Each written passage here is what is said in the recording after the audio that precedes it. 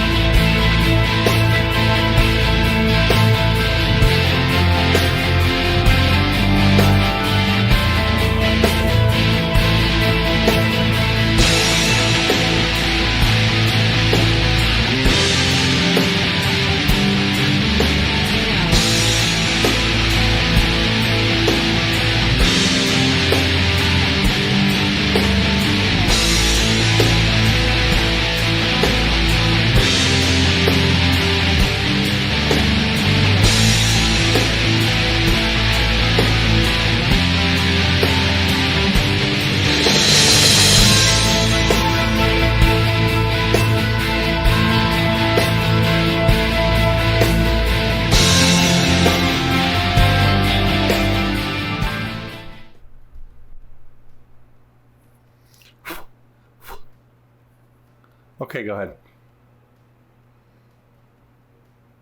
Guys, welcome in to the Bloody and Sutty Show. I am SuttySmash, featured artist, the wee baby Samara. This is Bloody the Elf, and welcome to the show.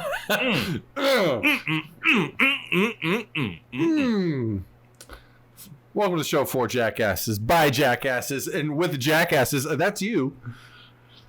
And we're going to talk about what everybody's talking about right now. Let's get back into something that we haven't talked about in a long time. Let's talk about video games, because we've been talking about a lot of movies, a lot of music. Well, not a lot of music, but we did talk about some. And we haven't talked about a video game in many moons. I know. And you know what's funny is when we started this thing, that's kind of how I envisioned it going. Was just, it's like, let's just talk about video games all the time. Yeah. And it turned into like movies all the time. Because here's the thing. We get older and we don't have time to play video games like we used to. But we can get movies in.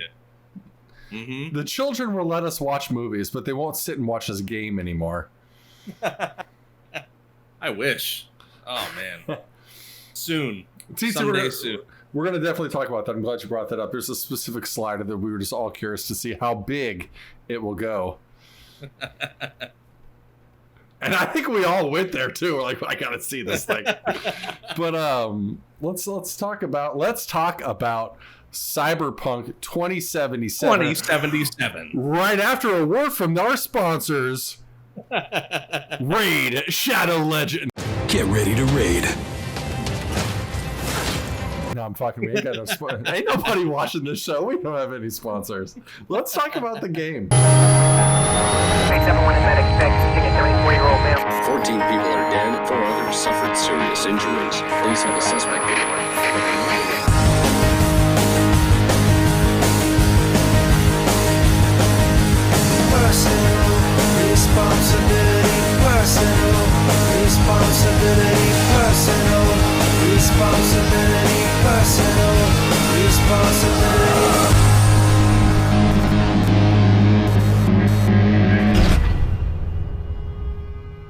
What was your...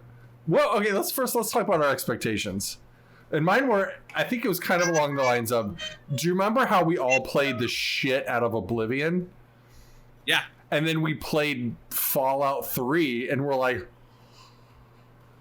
it's like Oblivion with guns and shit. Yeah. You remember that? I was kind of expecting this to be like, I played Witcher 3, and now it's got guns and shit. But that's not at all what it is. At all. No, it's not. Not even close. Is it kind of like to you, as it is to me, like a newer version of Grand Theft Auto? Yes. Yeah. Is that what you kind of thought of? Yeah, it is. It's exactly what I thought of as I was playing. I was like, oh shit, this is Grand Theft Auto, but it's like Grand Theft Auto meets Watch Dogs. Never played that. Watch Dogs is like hackers and shit. Yeah. Which was supposed to be like Grand Theft Auto as it was. Meets Rage 2, I guess. Like because you got like abilities and shit, colors and yeah. So I can see that. It's kind of what I expected. But that as far as like the overall gameplay shit goes. But no, not again. We're done. Hey. This might get cut. Good job. What was I saying? TC says he got like a Watch Dogs versus Deus Ex versus Shadowrun vibe. I never played any of those games, so I can't. I never played Shadowrun. I'm trying to think of what the hell Shadowrun is. It's probably fun, but I don't know what it is. But like, hey, can you sit? Let's sit. Here's my impressions of kind of my takeaway was after I got into the game and created a character. How long did you spend making your character? That's one of my critiques, right? Mm-hmm. Is normally like with Fallout 4, I spent fucking I don't know, an hour and a half making my character because I wanted to make it as close to me as possible. Really? I did. I didn't do great, but it fucking. I never noticed any of your characters looking like you. I'm just kidding. But it didn't have as many options as I thought it was gonna have. Yeah. You see her? Yeah. She's part of it now. She's got the headset on and everything. She's a featured guest for sure now. But yeah, there are only a few options for like for colors, like hair color, and there wasn't a body type option, so all of you do like no matter who you are, it's the same body type. The face options, I thought there was going to be like actual sliders for different things, like Fallout 4. I was expecting something like that, something as in depth as that. There are only 2 options for dick size. Big or small, big or small, or but let me tell clothed, or the shy, the never nude. He's a never nude. Is that exactly what it sounds like? Tobias suffered a rare psychological affliction of never being able to be completely naked. Excuse me, do these effectively hide my thunder? There are literally dozens of us. Dozens! Demetas Brown, thank you for that follow, man. You're fantastic. But I'll tell you one thing I didn't know that I needed was a pubic hairstyle and color. And I'm not going to say that I use it to its full potential, but I'm also not going to say that it's not a blonde heart down there. Say what? But I kind of went and I did character creation. I realized early on that this was going to be like a first person game. So I wasn't ever going to see myself, I didn't think. So I really didn't spend a lot of time into it. My guy's not even Asian. What? No way. But yeah, it broke the mold. That's like your go-to. Yeah, because I always thought that was the funniest shit. Like, just make him Asian. I'm representing the Asian community in this channel. You got to rep for your people, man. You got to stand up for our people, man. But not that time. I was just like, I don't think this matters. And honestly, wow. At the first moment, like when you first load into the game for the first time, you look into a mirror and you see yourself, and then you look away. And I have not seen myself since then. Outside of like the character screen. There's mirrors in your apartment and shit too, but I don't know like if there are like cutscenes or anything. I don't know. The cutscenes so far for me have all been first person still, like point of view. So it's like I haven't done a whole lot actually. Like the way that I always approach games is I'm very methodical with it. I've done one story mission. I got in the car with Dexter LaShawn, the Rick Ross, Golden Arm Rick Ross. Oh yeah. And that's it. That's the only story mission I've done. Outside of that, I've been traveling through the city, breaking up fights, killing random tiger claws that I see. And bro, I am cleaning up these streets. But dude, it's I have. So 24 hours ago, I hadn't run into a whole lot of glitches. Like there was some graphical shit where when you do a scan, the text wouldn't line up with the subject that it was on. Sure. Oh, she's gonna bite you. No, she's not. She's gonna bite you. See? Oh, okay. All right. No, she thought about it. She may have thought about it for a second. But she didn't.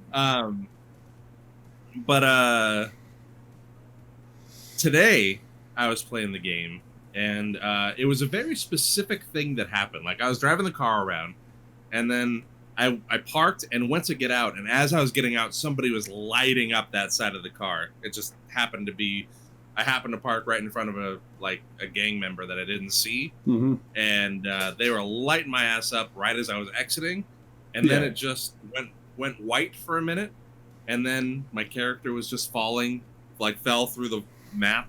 Yeah, it was just like, and it was like that for like 2 minutes. And I was like, oh, shit. And then I landed, and the screen went from white back to, like, I was on the street. But I couldn't move. Like, I couldn't move. I couldn't shoot. I couldn't do anything.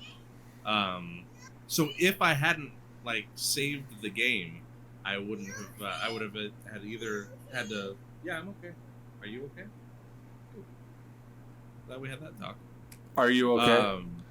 Yeah, I'm good. Okay. Good. I'm good now. But I'm happy that she asked. It's nice.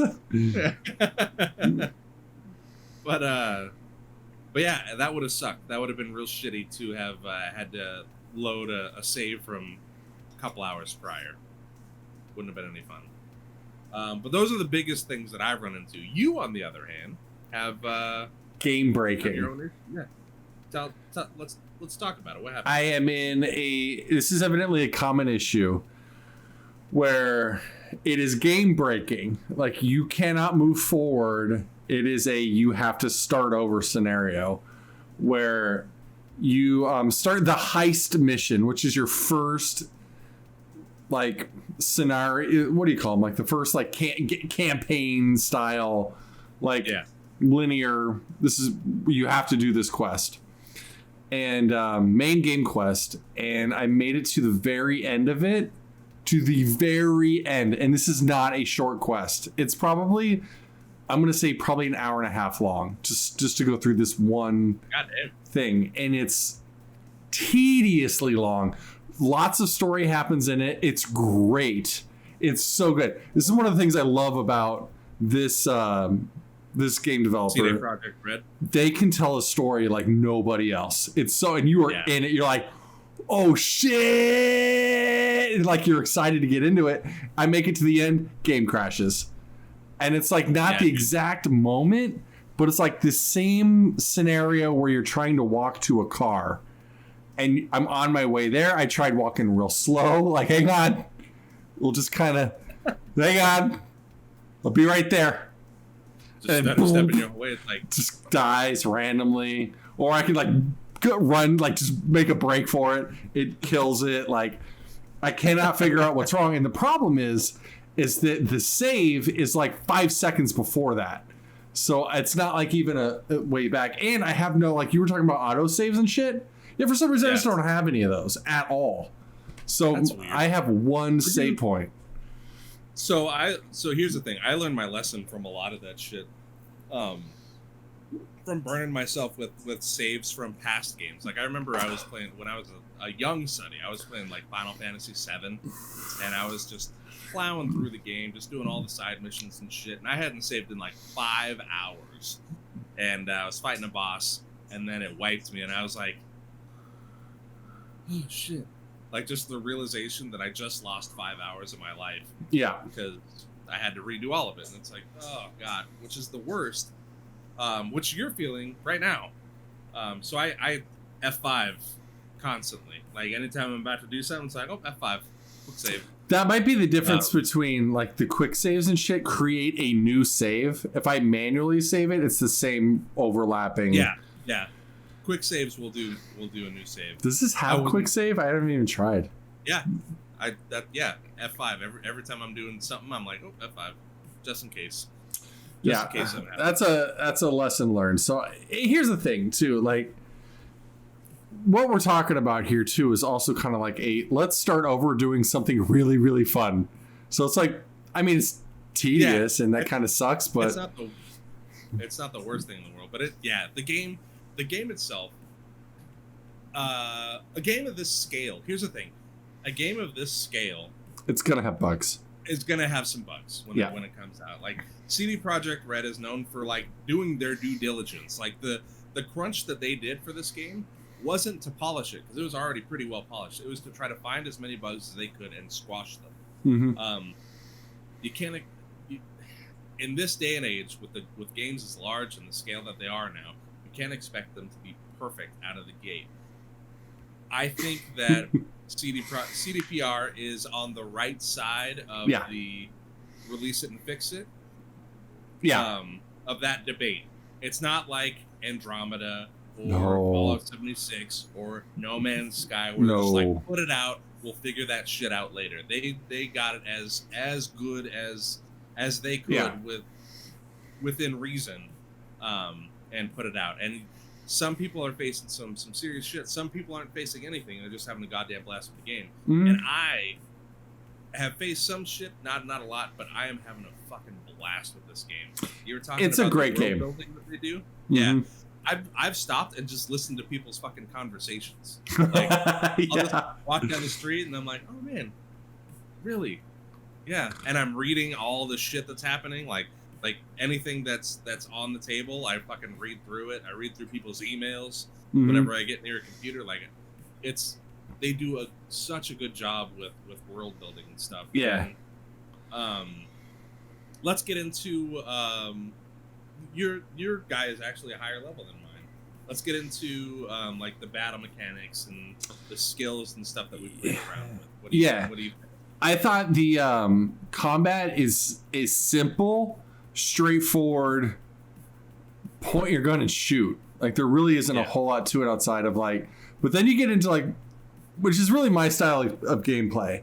Like I don't like complex, like button mashing, like levels of like all these different abilities, but you got to like key it. Like remember like when you were playing like Mortal Kombat and you had to do like these different combinations of things to do a specific move and shit like that. Yeah. This game doesn't have that as much, where it's just you're dead. But then it gives you the abilities too, if you want, where you can go in and like hack a drone or like set off, like you could do more like stealthy shit where you can kind of like curl up and then like set off a computer to start going crazy and make everybody turn around and kill them like stealthily and shit like that. You can attack them digitally and shit, where you can like damage them with different like abilities that you have through.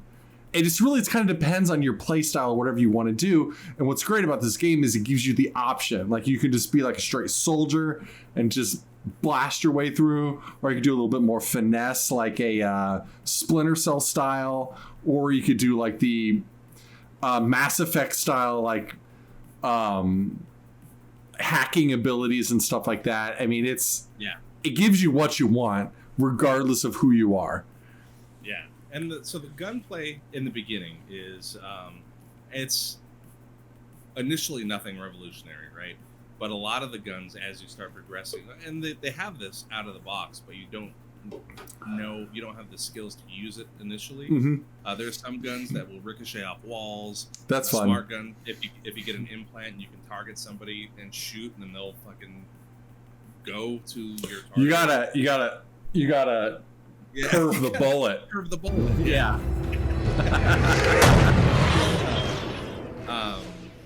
One of the things that I like a lot is it's very much like Skyrim and Oblivion, where the skills that you use more will progress more. Like if you don't want to like hack it all, you don't have to. No. But you're gonna have a hard time getting through some things that you're gonna need to hack. Like perfect example. Last night I was playing, and I wasn't leveling up and like technical / engineering. I don't remember what the skill is. And I had this mission, the side mission, and you need at least a level 4 to do anything in that mission. So I was like, oh well, guess I'm coming back for this later. Yeah. But I like that, and there are builds that you can create. And there's no respecking as far as I know. So it's just like you just go and figure out what you like. I found myself, I like shotguns a lot, and blades. Like that samurai sword that you get right in the beginning of the game, like if you pre-ordered it, fucking destroys people. I'm cutting people's arms and heads off and shit, and they're just like over and onto the streets. Like I'm having a lot of fun, and the options that you have to complete different missions, like it's not all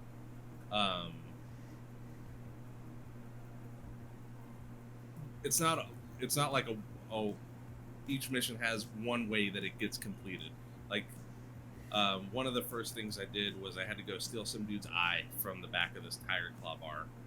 And the first time I did it, I fucking just went in guns blazing. I was like 18 people in this bar.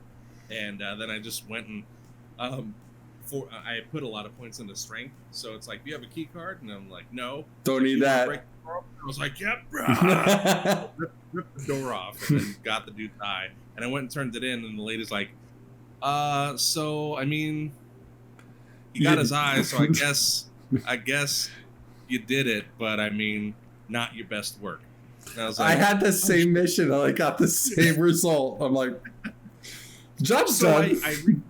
I reloaded the save just to, see what different ways there were. And then there's a back alley that you can sneak into and distract people and do it real stealthily and get some information off of the computer, talk to the bar owner, and be like, hey, I can tell everybody you're cheating at poker and ripping people off.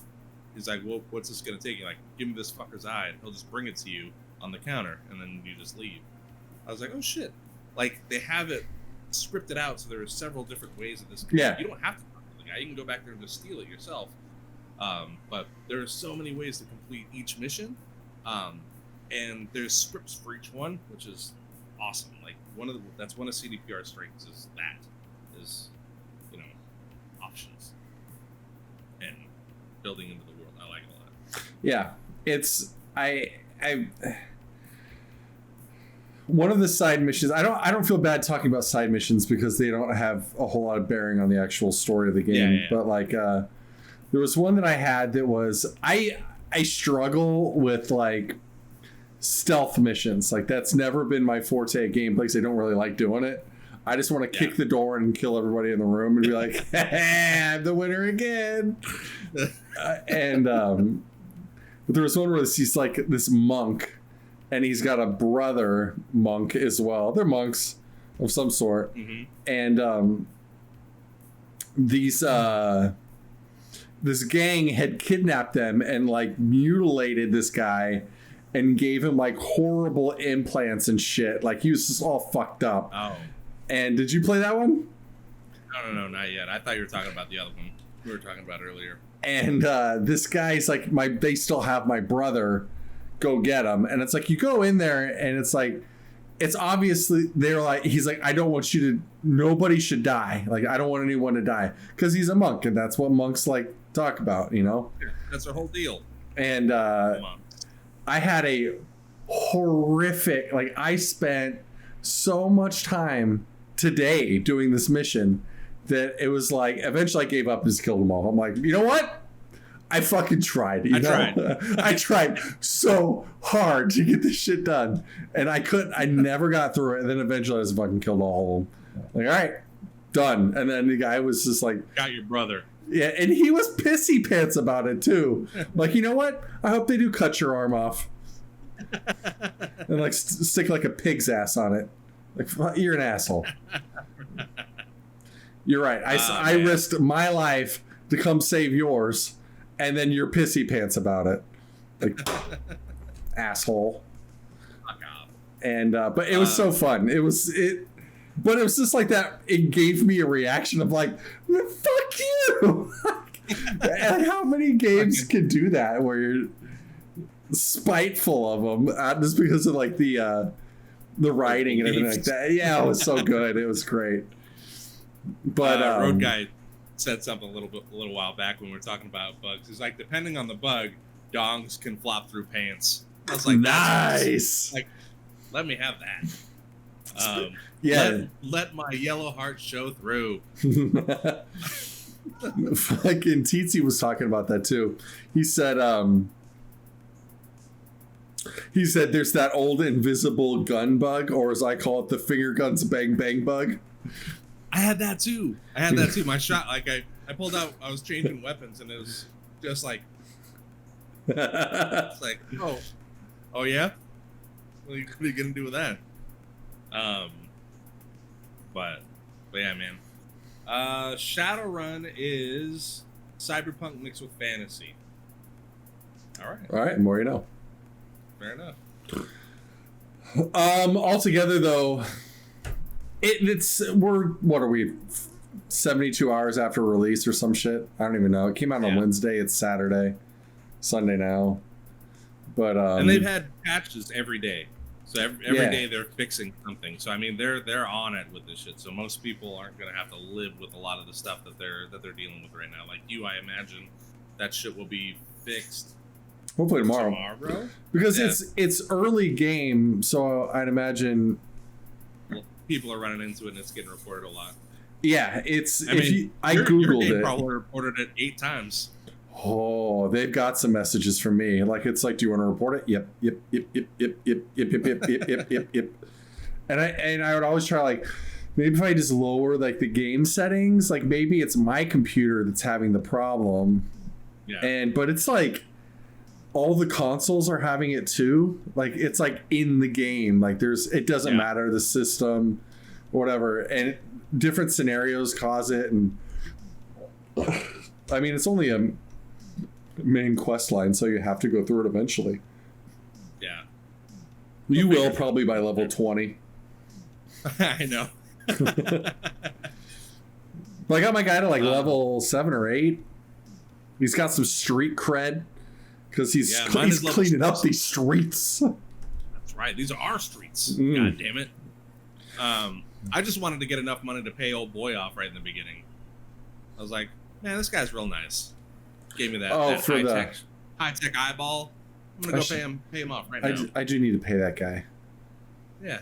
If I can ever get out of this little circular, I will. Yeah, I'm happy with it. I'm excited to play through it. I'm worried it's going to take me the better part of a year to finish, just because of the... This is my game now. Like, I don't have any interest in playing anything else. Like, where I'm just like, let's just play. I beat Call of Cthulhu last night. Like, I owed it to myself and to people that were watching me play through that to finish it, because I was like a cunt hair shy of beating it. So I was like, let's play through this and then play Cyberpunk, because I want to play that bad. Yeah. So I got through that. So this is my game as well, until the Mass Effect remaster comes out. Probably I'll probably alternate some days. I don't know. We'll see how it goes. We will see. But we will. Who's gonna see? But man, we're gonna see. We will. But yeah, dude, I'm really excited to play through some more. I wish your game was working, because I would not be upset about that idea of just hey, let's play our own instances of our games, like Fallout 3. That was the best. We were doing it around this time too. I remember because I went Christmas shopping one night at like Black Friday night, and we came back and you were just happened to be online. I'm like, let's just chit chat, and then we must have played video games till like 6 or 7 in the morning. Yeah, just talking it up, just chatting, man. Oh, what happened? Some crazy shit. That's what happened. Super mutants killed my ass. Yeah, I'm excited about it. But what do you guys think of Cyberpunk? Your experiences with it? Did it meet the hype? Do you think, in your opinion, so far? And here's the thing, too. They haven't really hyped it. It's just everybody's like, we've had so little to look forward to this year. People were hyped about it when it was announced in 2013. That's when it was first announced. It was 7 years Has it been that long? Yeah. Damn. And it's changed so much since then, like the whole scope of it. So it's fairly hyped. It was like, no, it's not the same. I was gonna say it was like Duke Nukem level hype, but this one followed through. I think so. Like it's done everything I expected it to do. I'm having a lot of fun with it. The city's beautiful. The world feels lived in. There's lots of shit that goes on. There's ample shit to do, which is what I want. It seems like the replay on this, because you can have 3 separate start points that you can't do all 3. You would have to go back and play again. So it automatically gives you at least thrice playthroughs. Yeah. I do wonder what impact that has on the overall gameplay, because I've already run into a mission where, because I picked Nomad. Same. For my starting thing. Which is weird. I've already run into we both picked the 1 in 3 chance of picking the same thing. We didn't discuss it ahead of time. And again, of course, because we are the same person, pick Nomads. Yeah. But I've run into a mission where, because I was a Nomad, I was able to get information out of another Nomad because, Nomads. So I wonder what kind of impact that has overall through the gameplay, and if it makes an impact on the main story. And if there are different options, different ways that things play out because of your, origin story. So I would be interested to see that. My one thing that I wish I would have gotten a little bit more of was that preface of, you're a nomad, let's be nomads for a little bit, versus it was almost immediately, you're a nomad for like 20 minutes and you're like, all right, I'm in the city. Yeah. Like, you're a nomad and you left. That's it. And now but I mean, like, I guess I kind of appreciate that they just kind of hopped right to it, but at the same time, I was kind of curious, like, more about what's a nomad, like, who are other nomads, what are the people like, and you don't really get a lot of that. It was just kind of like you're in the game. Thing is, so Cyberpunk was a tabletop game, like a pen and paper game, like Dungeons and Dragons. Yeah. From the 80s. Sure. Yeah, I'm sure. So there are like books upon books upon books. Motherfucker, I don't want to read no books. I want the game to explain it to me. I'm just saying they're there. So the lore and all that shit is already established for a lot of this stuff. So I'm in 1988, Gerbeck says, and he actually says he went into this game with no expectations, knew it was coming. I wasn't planning on buying it. My 16-year-old did, so I figured I'd give it a go. And Gerbeck, what do you think? What are your thoughts on it so far?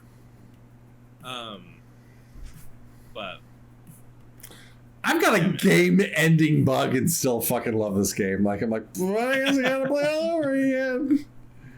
I know I think I've got 9 hours into it. Yeah, something like that. I played all day today. I was up though at the crack of 4 p.m. and I've been playing it all day. You can get all the old books on Humble Bundle right now for $15. I'm not gonna do that. Nope. That's a good plug.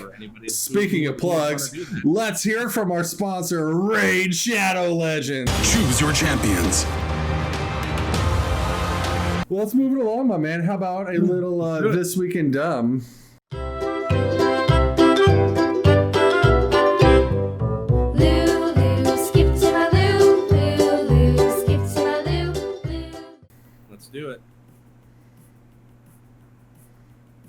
After a word from our sponsor, Raycon. I started Raycon with one goal, and that was to shake up the wireless audio industry too. We don't have any sponsors. Tell a friend, guys. Spread the love. It's a funny show. See? You got your story there, I'm buddy? fucking getting to it. Hang on. All right. Found it. Good. How many was I supposed to get? 2. All right, I got 2. Good. Dude. Bro. Do you know what the worst kind of bugs in the world are? Mosquitoes. Worse. That attribute to more painful stings than anything. And they also don't pollinate anything. And they're just dicks. Fuck yeah, dude. Yeah. Wasps suck. But you know who's awesome right now? China. You know why? China flamethrower burns down wasp nests. So awesome. China developed a $12,000 US dollar drone with 6 arms that has a built-in flamethrower whose only purpose is to burn down wasp nests. That's awesome. So it's a this it's I don't know what they are. It's like kind of like the equivalent of like a group of people in China. I don't know. They raised 80,000 yuan. No, that's Japan. YUAN. Yuan. I don't think yen is Japanese. Yen. I don't know. I'm not a doctor. But anyway, they buy a drone and equip it with a gasoline tank and an arm-length nozzle. The video released by Blue Sky shows a recent mission by the 6-armed drone. It hovers above a hive as large as a suitcase before swooping down. The drone operator flips the ignition switch, whoosh, and the drone spits fire and flames all over the hive, and then it burns to ash, and then yeah, fuck those wasps. And the people there are very happy. The article quotes a resident thanking Blue Sky for helping the village. It says, now we don't have to worry about being stung by a wasp. Love that. Have you ever been stung by a wasp? Many times. Fuck them. It's awful. And it's not like bees where they just sting you once. And then they die. They shank you with their ass. They're like, oh, you're dead. And then they go and fly off and give you the finger like, yeah. Man, when I lived in Surprise, I remember we had a tarantula hawk that flew into that Arizona room. Nope. And part of me was really curious, you know, because tarantula hawks have the second most painful sting in the world. Did you watch the Coyote Peterson video? I did. Yeah. Oh my god. I'll run it.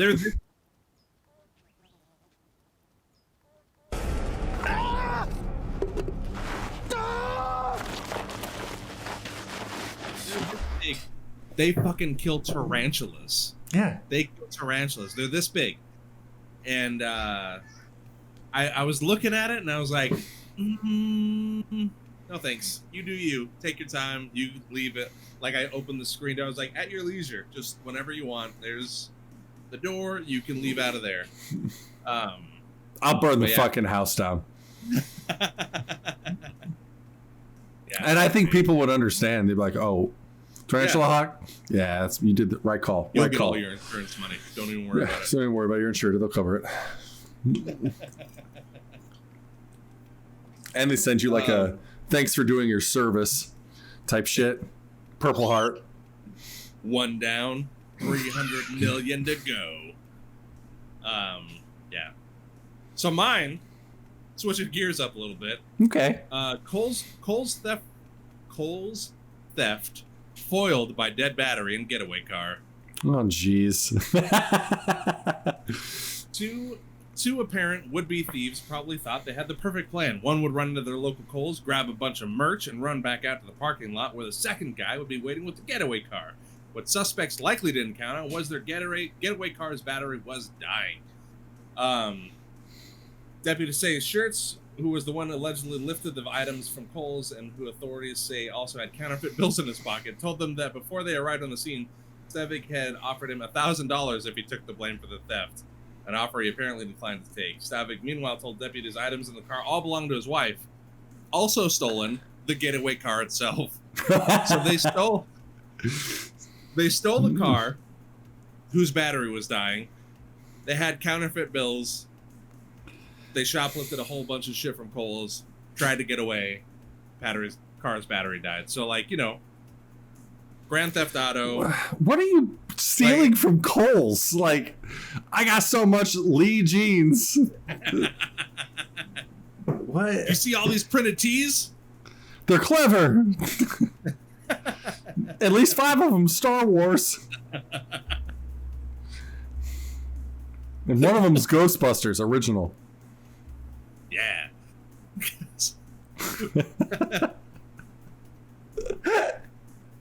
Oh man! What did they even? I'm curious as to what they actually stole from. It doesn't say what they stole, and like the value, because Kohl's shit ain't expensive. Like deduct the Kohl's cash they had on them, and like good news, you stole $49.58 worth of shit. To be fair, though, it was 6 pairs of pants and an entire stack of printed tees. One part I skipped over. So when cops got to the scene, they found the guys at the car with the hood of the car up, trying to get the fucking car to start. So they were jiggling, they were fucking with wires, trying to get it to start. Cops were just like, whoop whoop. Well, we got them. How far did they say they made it?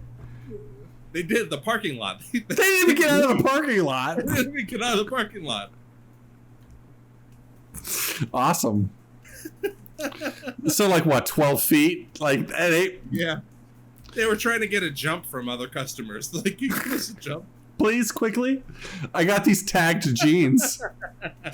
You can have OG Ghostbusters tee for a jump. Come on. My boy works at Target. It's not a big deal. No. He's got those on Jug. Oh, that's a good one. I love it. Last story. Yep. I love innovation. You like innovation, brah? I love innovating. I didn't have any other words. I was gonna say a bunch of keywords right off top, and I like both in and outovation. But let's hear for this guy up in New Jersey. So, mystery of booming sound in New Jersey has apparently been solved. So, evidently in New Jersey, there has been a just massive explosion sounds, like louder than anything anyone has ever heard, and it was like a complete mystery. It would be like during the day. They have then since figured out what it is. The mysterious booming sound that has been rocking in New Jersey town is apparently the result of a homemade hail cannon designed by a vineyard open to protect his crop from bad weather. It says Rob Budkowski of Hamilton said he's been firing off the sonically loud cone-shaped contraption which blasts shockwaves up to the sky to break up cloud formations and scare away birds that nibble his grapes. He says it sounds like sounds like a jet going by. It's like the loudest thing you've ever heard just blew through your chest. It's amazing. Budkowski, who works in construction, said he made the 16-foot long machine from scratch using scrap metal from street signs and other objects because he was, quote, bored from all this COVID shit. Using directions he found online, he rigged up a mixture to... I looked this up ahead of time and couldn't figure out how to say it. Acetylene. It's like... All right. Acetylene, acetylene, and oxygen in a propane tank to create an explosion that blasts the barrel to keep icy weather at bay. For weeks, he's been firing off thunderous shockwaves that travel 30,000 feet in a 1.5 mile radius above his 5-acre plot. He says, you can see the split clouds apart. You can hear it rip. The Hammond chief of police, Kevin Friel, said the cannon is responsible for the mysterious boom that has been baffled and frustrating nearby residents, many of whom have reported the sound to local cops. But the gadget is likely perfectly legal. It doesn't fire projectiles, and it's not a firearm or explosive. It uses gas, and that's it. Propane and propane accessories. Yeah, the only possible legal issue would be a noise violation after 10 p.m., which is mute because Butkowski stopped shooting the machine around 8 p.m. But police in nearby Mullica Township, where cops were flooded with complaints about the noise, skeptical of the contraption that could be heard from 10 miles away. That's awesome. It looks like rain. Not if I have anything to say about it. I'll be goddamned. Open up the barn, get the hail cannon. Yeah. Bukowski, for his part, has no plans to stop firing the cannon. He said, I'm going to do whatever I want as long as it's legal. Meanwhile, neighbors are praying his boomer gets busted. Every time it goes off, I think there's been an accident, says Sean Guevara, 43-year-old mom who lives next door. It scares the poop out of us. I don't think she said poop. It's quoted as poop. Oh, really? Yeah, they quoted him saying shit in the beginning, so that's what she said. Oh, yeah. Oh, there it is. Okay, boomer.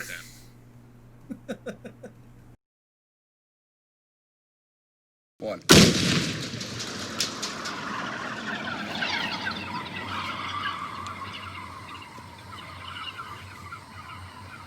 Yeah, that was a little too much. New Jersey, folks. Good old New Jersey.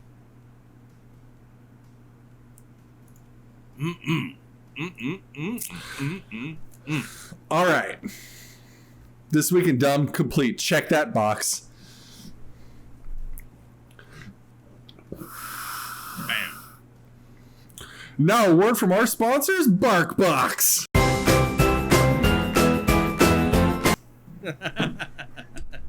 We don't have any sponsors. No one watches this. All right. Let's get into the Rotten Tomatoes game.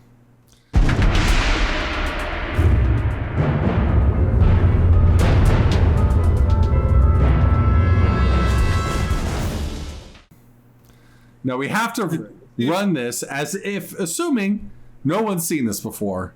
So do you want to give the rules or do you want me to do it? You're way better at it than I am. Yes, I am. Welcome to the Rotten Tomatoes game, ladies and gentlemen. My name is Bloody Elf. This is my hetero life partner, SuttySmash, and we are going to play the Rotten Tomatoes game. The game taking the nation by storm. The game rules are as such. I'm going to provide 5 different movies, and Sutty here is going to guess the Rotten Tomatoes score. For every 1 percentage point he is off, he gains a point. You want to have as few points as possible. This game scores like golf. Which is another game, but it's not this game. That's different. Now, and your goal is to play with your friends. Now, typically you would want to write your score down on a piece of paper and then everybody provides a score. Sutty's is going to play against we want to keep his score under 100.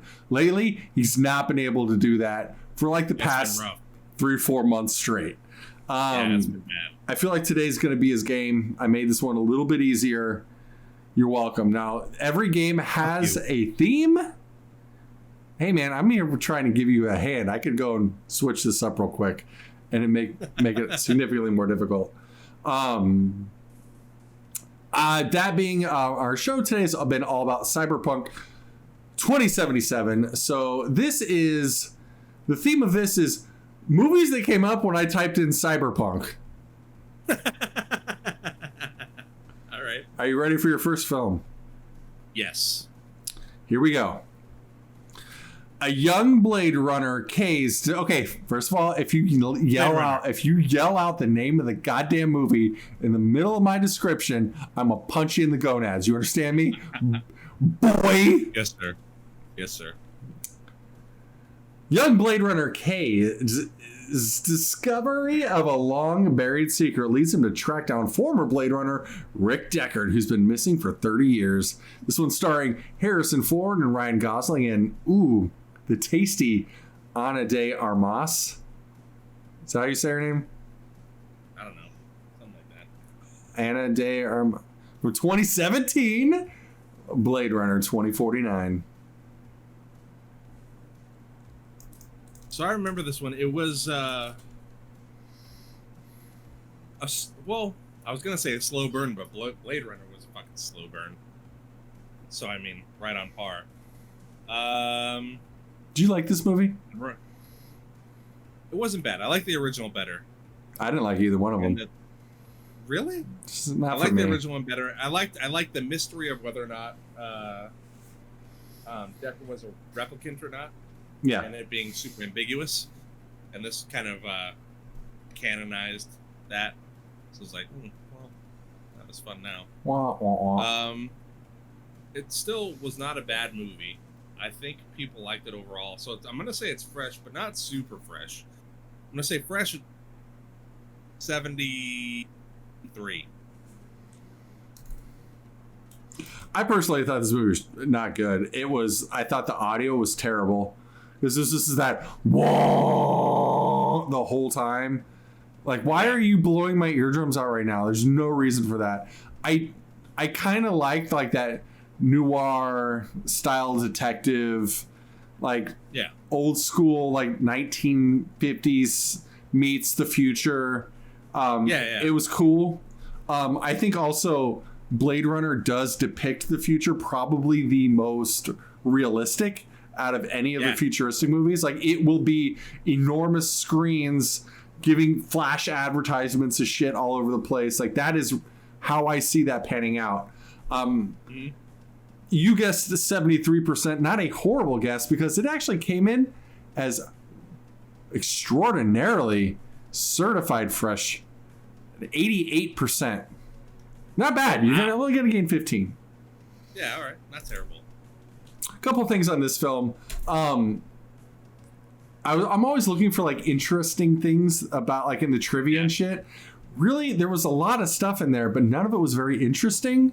This is like I hate when that happens. That's like, yeah, it's true, but I don't care.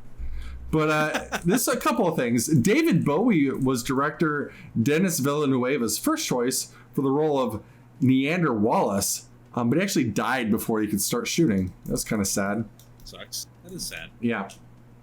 And as seen in this movie, the baseline test that Kay must recite back was Ryan Gosling's idea. You know, when he's like, words and words, words and words and words. Yeah. Like baseline is emotions.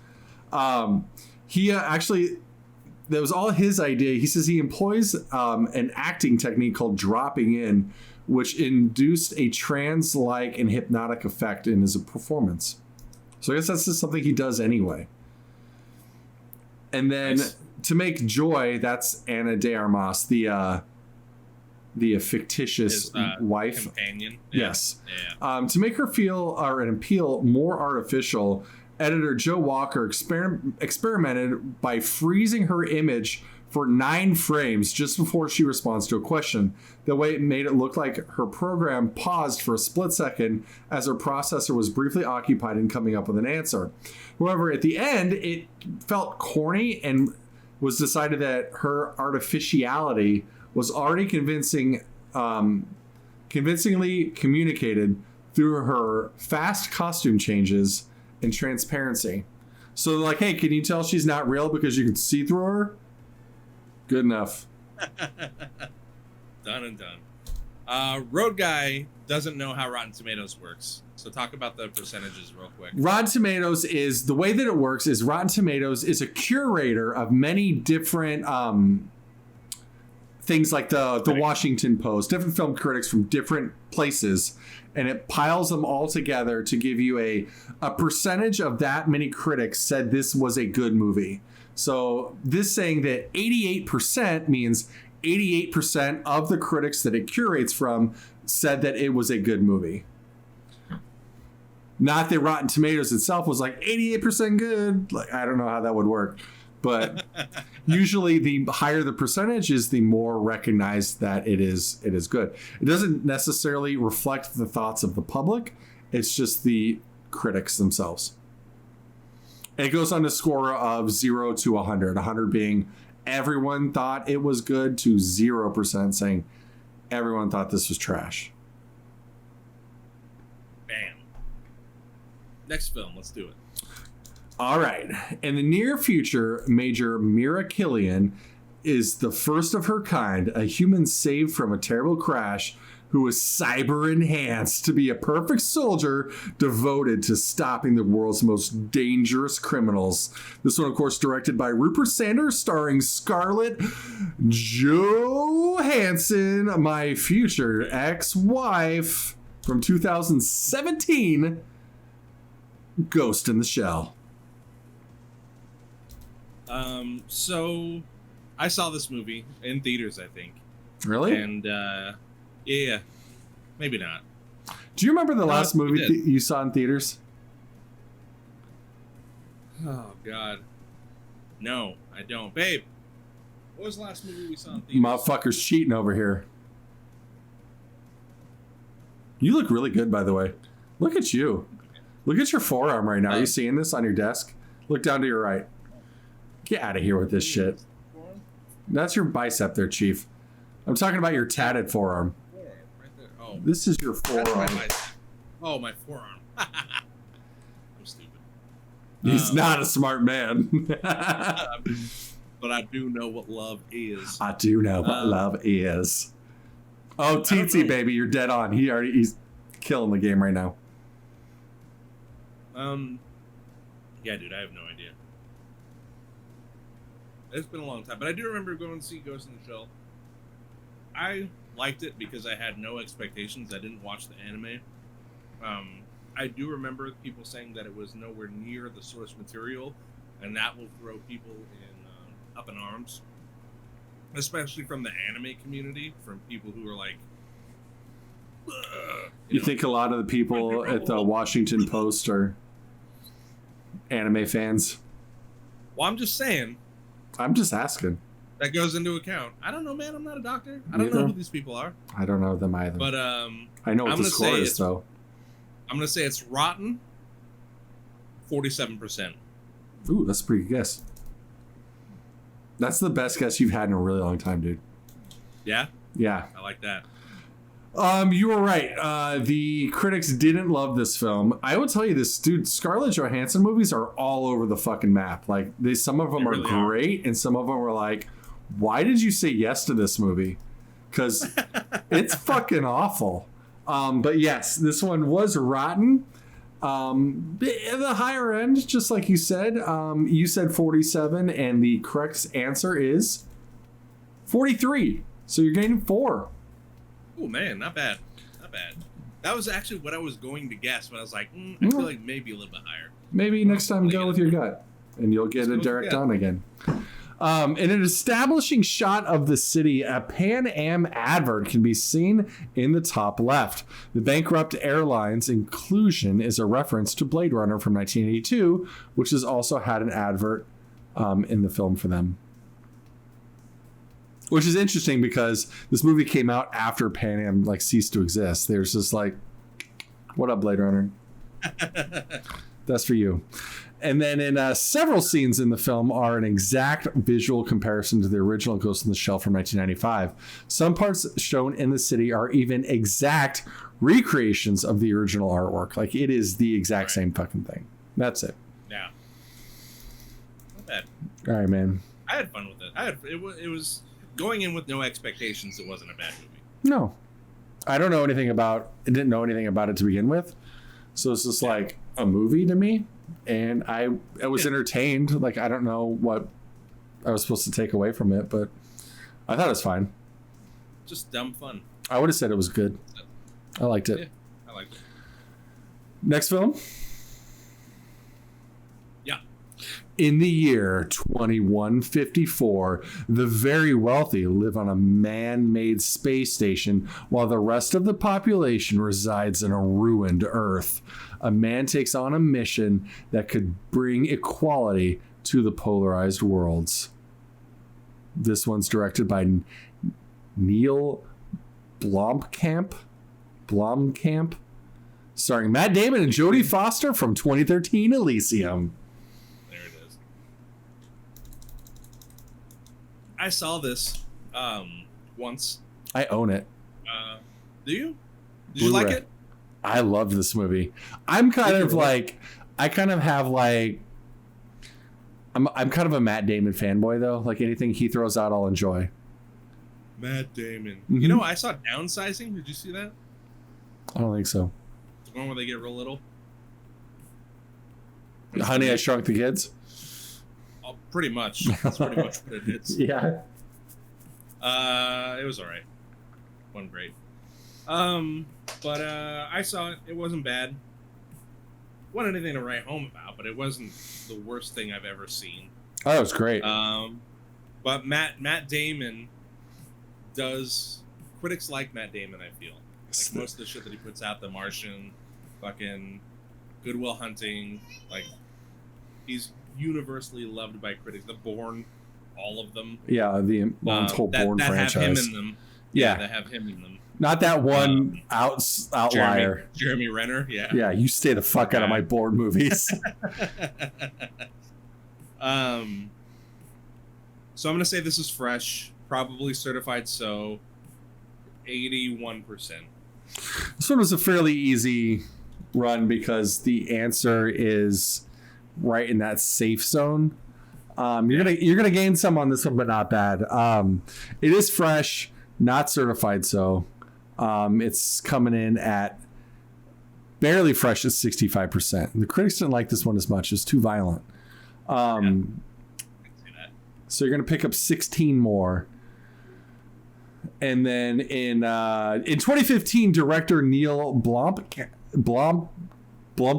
I'm having a hard time not saying Blomkamp. Neil Blomkamp expressed his dissatisfaction with the film in an interview shortly before the release of Chappie, which was a pile of shit. I loved Chappie. How could you like that movie? I fucking love Chappie, dude. Piece of shit. Chappie's book. Chappie's book. It's a stupid piece of shit. That's what it is. I loved it. He said he claimed that he could have. He claimed to have felt that he could have delved further into the film story. Yeah, that's probably true. And the main role was first offered to Ninja, a South African rapper, not a Twitch streamer, who, despite being a fan of District 9, he has a D9 tattoo on his inner lip, where mine says Chipotle. He actually didn't take the role. Then it was offered to rapper Eminem, who also turned it down, and then was moved on to the lowly Matt Damon, who did enjoy it and took the role. Man, can we talk about District 9 for a second? Phenomenal film. It's like, one of my favorites. One of my favorite movies of all time. Like top to bottom, whole movie is great. Do you know why I like it? As I feel like it actually represents reality. Yeah. Like, take a wildly implausible scenario of aliens show up here by accident and they can't leave. This is exactly how they would be treated. Like, it's a whole social, like, it in South Africa, it's the same thing that happened with apartheid. Like, it's the same thing. It's just with aliens. With what? Say that word again. Apartheid. How do you say it? Apartheid. Yeah, there you go. Whatever. Apartheid. You know what fucking meant. Hey, you hungry, man? Is your appet getting real? Getting real raging? Motherfucker. Say it again. But yeah. No. But no, it was an it was so good. Yeah, it was really good. We did that movie early on. Dude, remember when that movie was coming out and the trailers for that? Yeah. Like, you're just like, what the fuck is this? I don't even know. And I want so badly for there to be a sequel. There's not gonna be. Fuck, I want one real bad, just because of how good that one is. That would have been awesome. Yeah. All right, we got two films left. You ready? Yes. All right, this one is like spot on for us, and Tsitsi actually guessed that we're gonna hit this one. A data courier, literally carrying a data package inside his head, must deliver it before he dies from its burden or is killed by the Yakuza. This was directed by Robert Longo, starring Keanu Reeves, Dolph Lundgren, and Dina Meyer from 1995, Johnny Mnemonic. Yeah. This was around the time of Speed, wasn't it? Right after Speed. Yeah. So Keanu Reeves wasn't the all-encompassing star that he is today. No. He did Bill and Ted. Yes. This is fresh off Speed, though, so he's got some clout now. Yeah. I saw it. It didn't age well. It's really... I liked it. I liked it for what it was. Yeah, I liked it a lot. I don't know that the critics liked it a whole lot. It didn't, because at the time didn't have a whole lot of star power behind it, Ray P&G asked if he did Point Break yet. Yeah, that was after Point Break, because I think Point Break was like 91. I can tell you. 91 or 92. I'll give you that order. I think that's actually a relevant question to the scoring of this film, too. Yeah. It was... Okay, so it went Point Break first in 1991, followed by Speed in 1994, and then hit in 1995 with Johnny Mnemonic. Okay, all right. So, Ray P&G is like, did he do Point Break yet? If he did, then he's famous. He is. I'm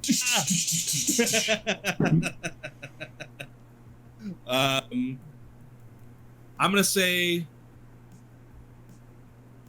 fresh, but barely.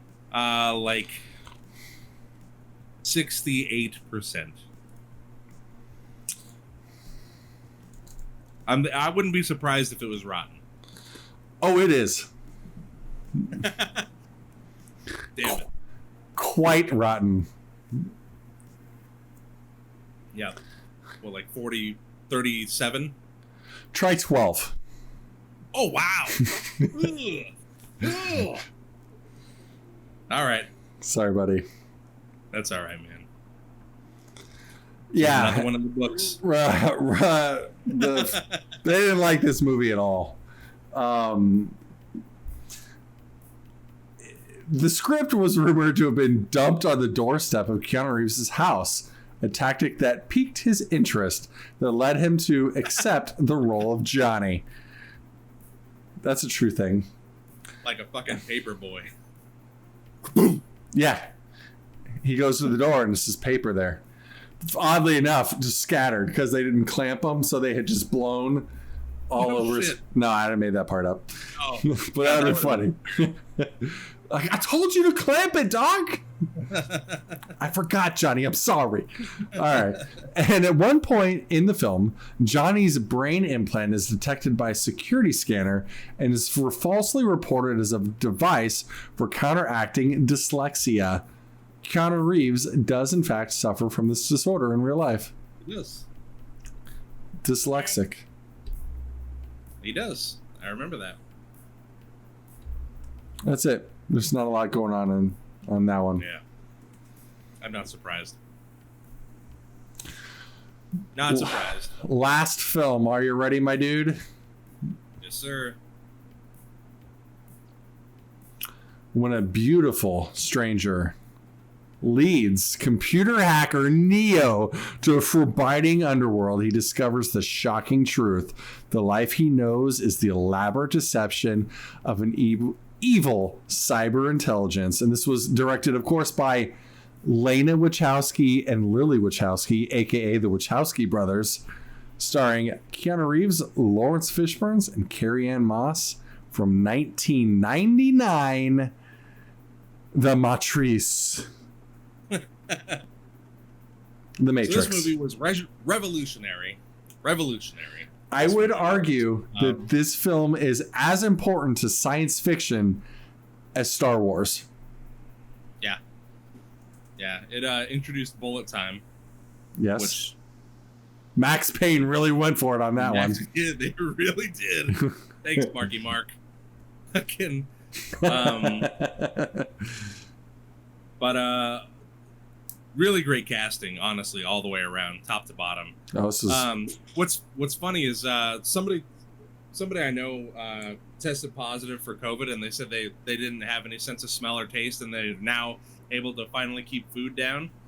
And I was like, oh man, so it just feels like you're eating mush, like nothing. And then I sent them a gif of the little food, the slop food from thing. the the slop from the little tube. Tastes like tasty wheat. But yeah, dude, I like this movie a lot. The critics did too. The whole world loved this movie, so it's near perfection. Certified fresh, 97%. Maybe even 98. But 97. What? You're fucking kidding me. This wasn't as received as well. I mean, it was received really good, but not as much as you would think. I would have gotten 99 on this one, like maybe even 100. And I would have been super wrong. It's fresh. It's certified fresh, but only at 88%. Like, it's in the 80s, really? Bro. Yeah. That's this crazy. Is I don't know what you wouldn't like about this film. Like, it's what 12% of critics are like, nope, don't like it. It may have been, this was like, it was Keanu Reeves in a role that's that changed Keanu Reeves. Like, he was like an action guy, but through like Speed, or through like Johnny Mnemonic or Point Break and shit like that. Now he's in like a super serious action, like science fiction, huge blockbuster, like, and it was different, and it was hard, I think, for some critics to actually accept him. That being said, though, it was one of the best movies I think that's ever been made, ever. Yeah, I agree. I don't know. He did have some parts where you're like, come on, man. Maybe you could have said that a little better. For instance, kung fu. Okay. Right. You're saying I can dodge bullets? Then you won't even have to. But anyway, the opening action scene. Now this is where Carrie-Anne Moss's character Trinity is at a computer, and they came in, and she's like. Full crane kick, Quicker, you know, like that actually took 6 months of training and 4 days to shoot. And Carrie-Anne Moss twisted her ankle while shooting the scene, but decided not to tell anyone until after filming so that they wouldn't recast her. That's how much she wanted to be a part of that franchise. That's awesome. And do you remember the lobby shootout that they almost nixed from the film because they were wearing trench coats? And they were metal detectors and shit. Yeah. They almost pulled that scene from the movie because of it being too close to when Columbine happened and the trench coat mafia being a thing. But they did leave it in the film. And after that lobby shootout, when the camera pans back, showing the aftermath of the gunfight in the lobby, during this, a piece of one of the pillars falls off. That was completely on accident, and they left it in the film because why not? It seemed appropriate. It was funny. Funny. Just made me laugh. And that's it. That's all they wrote. There it is on this Rotten Tomatoes game. I think I kept it under 100. I think I got 8 in the 80s. Do you remember when you were so good at this film that I would, in my back of my mind, assume you were just cheating? Frustrated. Yeah. Let's add them up. I don't know what happened to me. You quit getting lucky. That's what it was. All right, so you got 15 from Blade Runner 2049, which I have a poster of framed in my bedroom. That's this one right here. This is Godzilla. There it is. Over there is Blade Runner. Let's just look at it. The movie that you don't like? Didn't really like it. I like the poster, though. It's cool. And then you got 4 off Ghost in the Shell. Then you got 16 from Elysium. And you got... Whoa. Let's see. The Matrix gave you 9. Johnny Mnemonic gave you 6. 56. Ugh. Oh yeah, so just over 100 for sure. Oh yeah, she is tired for sure. A perfect 100. Really? No shit. Oh man. If you would have gotten 1 point better, you would have hit goal.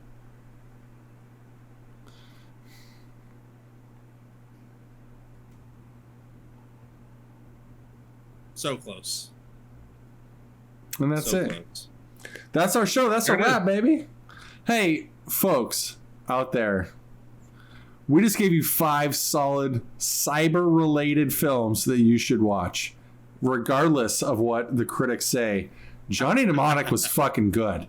You can go back that and watch it. I'll stand by that film. Proud. Like a Spartan, victorious against the Persian horde. But that being said, we love that you came in and watched the show. Appreciate you very much. If I could, I would wrap all of you up and stick you in my armpits where you could be warm and safe, slightly moist, like a swimming pool. Like when you're out of the swimming pool, but it's like indoor, and you walk in, you're like, ooh, that's humid, like that. That's musty. Yeah. I mean, it smells like chlorine, and you're not sure why. You're like, all right, it's a pool, okay. but it's my armpits, and you're free to make the little armpit sound. You know the sound we used to make as kids. Yep. But now we don't, because you don't want to get your deodorant all over your hand. And you like, and somebody be like, "Wow, your hand smells great," and be like, "Thanks, Rykard." But I got off track here. I just want to say that we're happy you're here, and we love you very much.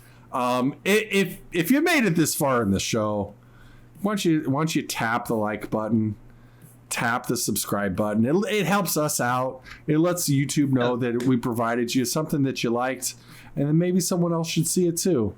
Maybe share with a friend and say, hey, there's these 2 giant hairy idiots that are kind of funny. You should watch them. And let them know we're on Spotify, iTunes. The other things. Other stuff that people use. Yeah. But those are kind of the 2. And I love you to death. So do you want to bring us home? Right on your stupid mouth. Right on the mouth. So yeah, this is SuttySmash and Buddy the Elf saying, you know what? In these trying times, just keep it posy.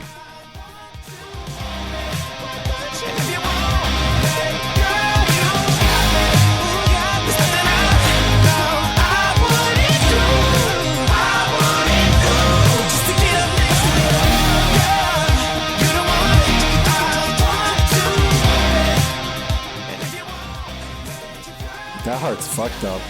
Maybe it should be more like this. Nope, that's a vagina.